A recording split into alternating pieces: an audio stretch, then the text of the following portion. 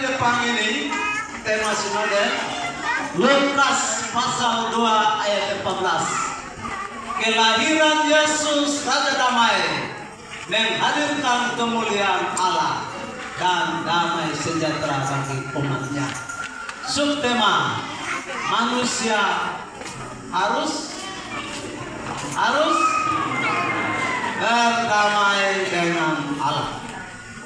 Lukas 2 ayat 14. Mari kita baca ayat ini sama-sama.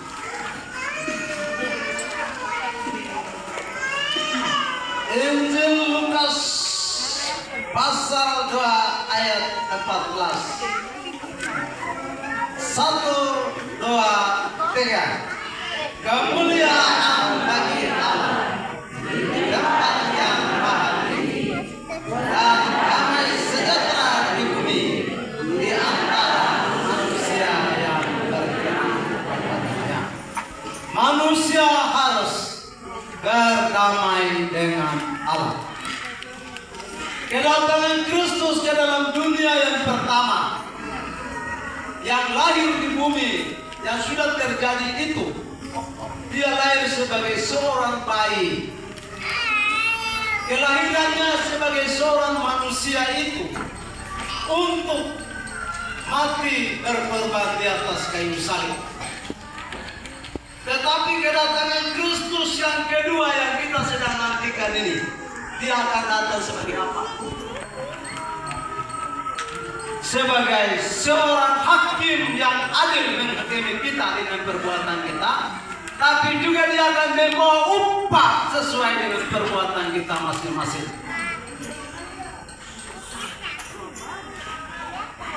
Injil Lukas pasal 2 ayat 8 sampai 20. Gembala-gembala pada malam hari. Bagaimana keadaan pada malam hari? Kalau keadaan pada malam hari itu terjadi dingin, kedinginannya luar biasa. Kalau pada malam hari itu terjadi dengan bagaimana dia berhadapan dengan binatang-binatang buas, tidak bisa keluar bebas. Malam itu sunyi dan tidak ada kabar apa-apa pun yang terjadi. Itulah keadaan yang dialami oleh gembala-gembala di padang Efrata. Dalam keadaan kesunyian, dalam keadaan kegelisahan, dalam keadaan ketakutan, dalam keadaan kedinginan, dalam keadaan yang serba, dalam keadaan malam yang tidak memungkinkan itu, apa yang terjadi? Tiba-tiba lagi seorang malaikat datang kepada mereka dalam suatu kemuliaan bersinar di atas mereka. Jangan takut, aku akan memberitakan kepadamu kabar apa? Kabar kesukaan besar untuk seluruh bangsa. Hari ini telah lahir bagimu Kristus, Juru Selamat, Kristus Tuhan di kota Daud. Saat itu tampaklah bala tentara surga yang sedang memuji. Ayat 14 itu, kemuliaan bagi Allah di tempat yang maha tinggi dan damai sejahtera di bumi. Bapak Ibu jemaat Tuhan yang diberkati oleh Yesus Kristus, kelahiran Kristus yang sudah terjadi pada 2025 tahun yang lalu di Bethlehem itu menggenapkan janji Allah yang sudah dijanjikan pada waktu manusia jatuh ke dalam dosa. Kejadian pasal 3 ayat 15, aku akan mengadakan permusuhan antara keturunanmu dan keturunannya. Melalui keturunan seorang perempuan ini akan meremukkan kepala.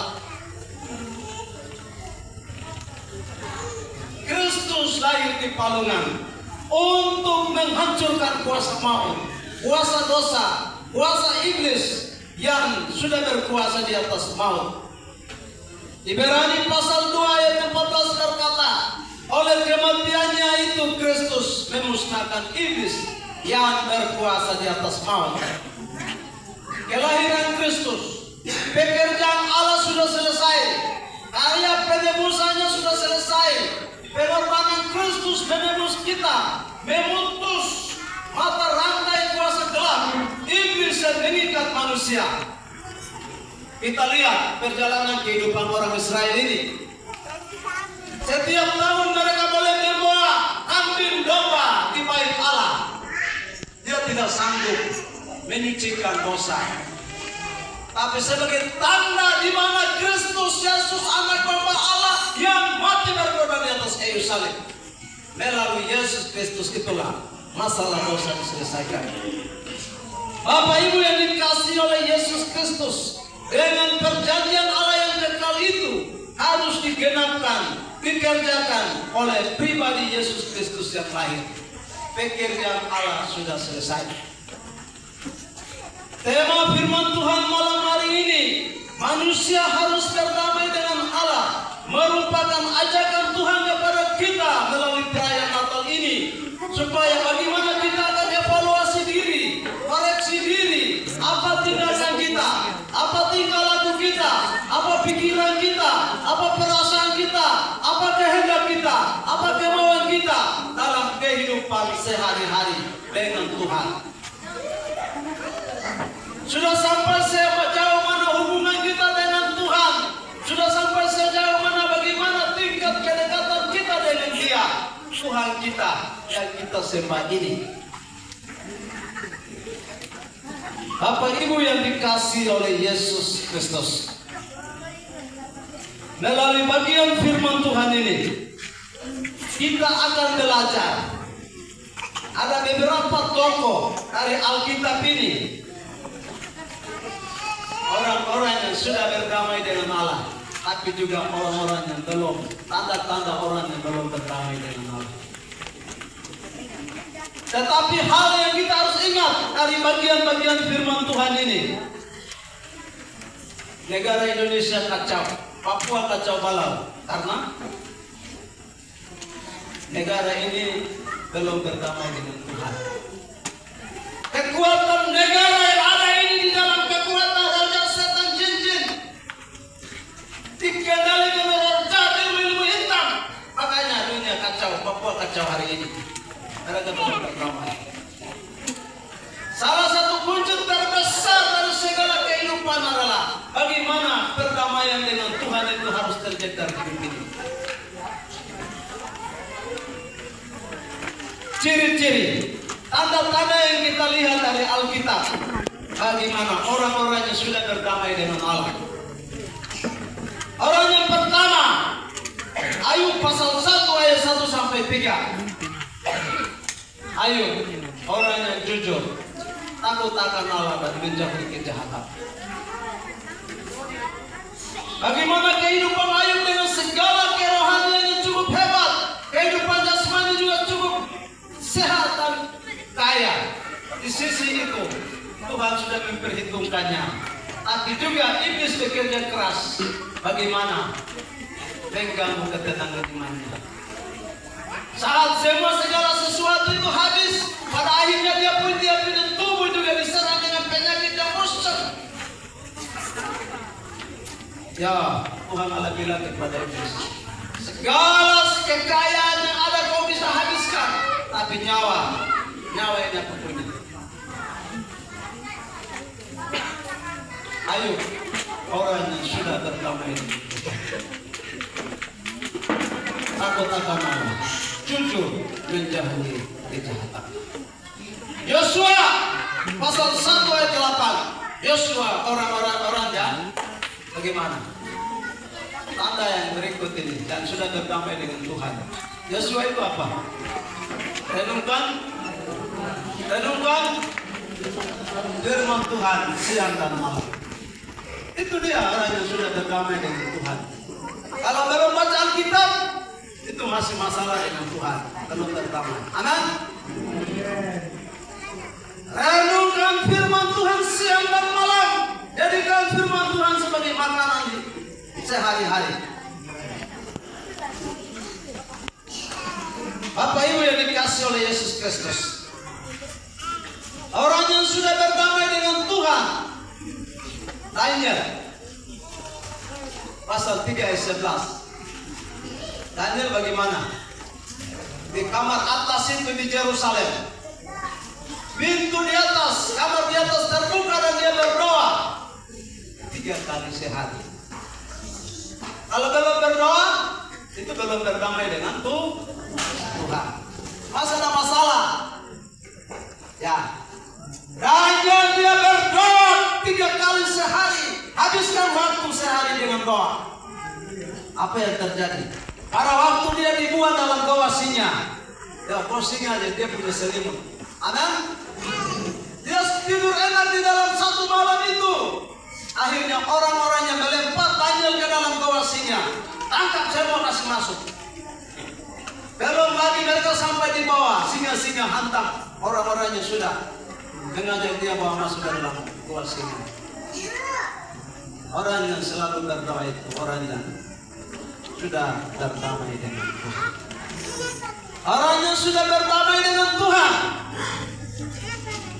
Siapa itu? 3 orang yang datang itu dari timur itu. Orang Majus bawa apa? Emas, kemenyan dan mur. Itu orang-orang kaya. Tapi kita punya apa? Peta atas itu, singkong itu. Ini kita punya. Orang yang sudah berdamai dengan Tuhan, setia memberi dan memberi bekerja bagi Kristus. Tepuk tangan untuk Tuhan Yesus. Kalau belum, ya, itu belum berdamai itu. Amin. Kalau malas-malas, pikir dulu. Ya, 100.000 dapat, 10.000 per bulan, pikir-pikir dulu ya, itu belum itu. Masih ada masalah dengan Tuhan. Perbaharui diri dengan Tuhan. Bapak Ibu yang dikasih oleh Yesus Kristus, anak-anak, ciri-ciri, tanda-tanda orang yang berdamai dengan Tuhan. Ya, seperti Ayub yang tahan banting dalam pencobaan dan tantangan. Yosua yang selalu renungkan firman Tuhan. Orang-orang Majus yang membawa emas, kemenyan dan mur. Tapi Daniel juga yang berdoa 3 kali sehari. Hal yang kedua, apa tanda-tanda orang yang belum berdamai dengan Allah? Dari Alkitab firman Tuhan ini. Yohanes pasal 13 ayat 2. Ada seorang murid Tuhan Yesus yang disebut Judas Iskariot. Dia adalah seorang yang mengkhianati Tuhan Yesus. Tanda-tanda orang yang belum berdamai dengan Tuhan. Musuh dalam selimut, serangan dari dalam datang. Judas mengkhianati Tuhan Yesus. Itu tanda-tanda orang yang belum berdamai dengan Tuhan. Judas. Siapa lagi orang yang belum berdamai dengan Tuhan? Masih masalah. Ananias dan Safira. Kisah Rasul pasal 5 ayat 1 sampai 10. Sudah janji memberi persembahan kepada Tuhan dan mereka kembali lagi. Petrus berkata, engkau mendustai Roh Kudus. Ananias dan Safira mati bodoh-bodoh di sini. Tanda-tanda orang yang belum berdamai dengan Tuhan. Apalagi, siapa lagi? Nikodemus, guru besar agama Yahudi, Yohanes pasal 3 ayat 1 sampai 21. Dia datang malam-malam kepada Tuhan Yesus sembunyi. Mungkin jangan-jangan dia ketahuan dia punya kelemahan. Ya, kok datang malam, tapi Tuhan Yesus bilang apa? Engkau harus dilahirkan kembali. Tanda-tanda orang yang belum berdamai dengan Tuhan. Yang Nikodemus itu. Pendeta tapi, pemimpin gereja tapi, ya hebat-hebat dalam gereja tapi, sembunyi itu, kelemahannya sembunyi itu. Ah, ingat toh, hati-hati jangan-jangan seperti Nikodemus yang belum berdamai dengan Tuhan. Amin. Mari kita koreksi diri kita. Matius pasal 25 ayat 1 sampai 13. Orang yang belum berdamai dengan Tuhan, 5 orang gadis yang bodoh. Yo, mereka sudah bawa pelita, tapi tidak bawa minyak. Minyak itu adalah lambang dari Roh Kudus. Roh itu tanda minyak, roh minyak ada. Minyak itu menghidupkan, bisa memberi penerangan, bisa membuat terang. tidak ada, pelita tidak menyala. Orang yang belum berdamai dengan Tuhan, belum ada minyak di dalam hidup dan hati. Pelita mati, tidak menyala lagi. Susah mau kemana? Susah mau raba-raba di mana? Bapak Ibu yang dikasih oleh Yesus Kristus, firman Tuhan dalam malam Natal Jemaat Antioquia mengajak kepada kita, bagaimana kita mau evaluasi diri. Anak-anak sekolah minggu, pemuda, yang SMA, SMP, apa mama kita semua, kita ada di sisi yang mana? Golongan orang-orang yang sudah berdamai dengan Tuhan dengan segala tindakan hidup ini, atau golongan orang-orang yang belum berdamai dengan Tuhan dari tindakan hidup ini.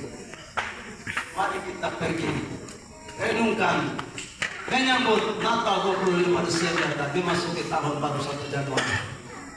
Amin. Mari kita koreksi kelahiran Yesus ke dalam dunia itu pekerjaan Allah yang besar. Sudah selesai. Sekarang pekerjaan kita hubungan dengan Tuhan seperti apa? Mari. Natal 25 kita sambut.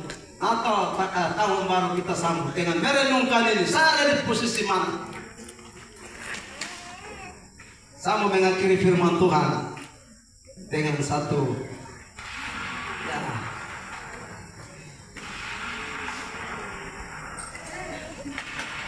Ini apa?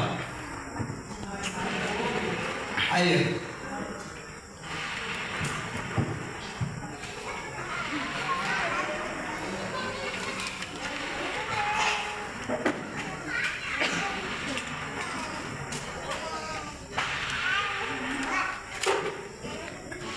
Bapak Ibu yang dikasih oleh Yesus Kristus, api dan air musuh abadi. Amin. Tidak ada penemu siapapun yang bisa melaksanakan api dan air bisa sama-sama bisa jalan, tidak bisa. Tidak ada orang yang dapat membuat air dan api bisa hidup sama-sama. Air dan api musuh abadi. Tuhan Allah pencipta langit bumi yang bisa melaksanakan semua itu. Tetapi ingat, api ini dengan air ini menjadi kebutuhan terpenting dari kita manusia setiap hari. Air ada, kalau tidak ada api, nasi tidak bisa masak. Aman? Ada air, tidak ada api juga sama.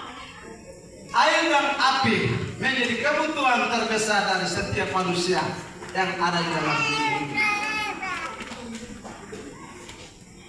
Tetapi bagaimana air dan api itu tidak bisa berdamai dari kehidupan, walaupun dia menjadi kebutuhan terpenting dari kita manusia di bumi ini.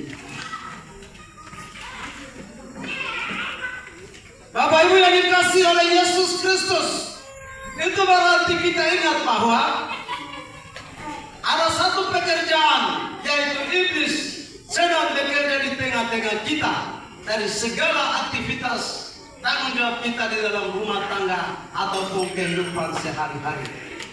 Di balik api ada iblis bekerja juga di dalam dapur. Di balik air ada iblis juga bekerja di kampung. Kalau jangan besar tidak tiba air baru.